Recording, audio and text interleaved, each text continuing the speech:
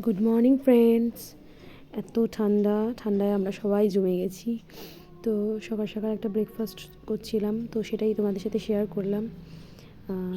বাটিতে একটু পেঁয়াজ কুচি আর মেয়োনিজ নিয়ে নিলাম, নিয়ে তার সাথে একটু গোলমরিচের গুঁড়ো দেবো। আর এটা খুব অল্পই দিই, মেয়ে তো খেতে পারে না বেশি ঝাল। আর পিৎজা অ্যান্ড পাস্তা সসটা ছিল ঘরে, ওটাও দিয়ে দিলাম, একটু টেস্ট বেশি ভালো হয়। আর একটু টমেটো সস, এটা তো দিতেই হয়, বাচ্চাদের এটা খুব ফেভারিট। বাচ্চা বড় আমাদের সকলেরই ভালো লাগে। অ্যাকচুয়ালি এটা সবার জন্যই বানাচ্ছিলাম। আর চিজটা একবারই গ্রেট করে নিয়েছি, গ্রেট করে নিয়ে একসাথে মিশিয়ে নিয়েছি। পরে আর ব্রেডের ওপর আমি আর দেবো না, একবারেই দিয়ে দিচ্ছি। তো পুরোটাকে আমি একসাথে মিশিয়ে নিচ্ছি,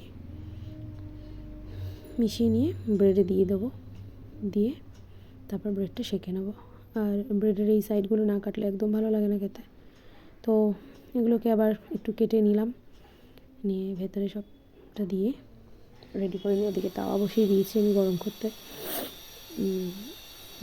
তো এতগুলো ব্রেড কাটতে একটু সময়ও লাগছিলো, সকলের জন্যই রেডি করছিলাম, সবারই এটা ভালোই লাগে খেতে। আর এদিকে একটু বাটার দিয়ে নিলাম, দিয়ে একটু সেঁকে নেব।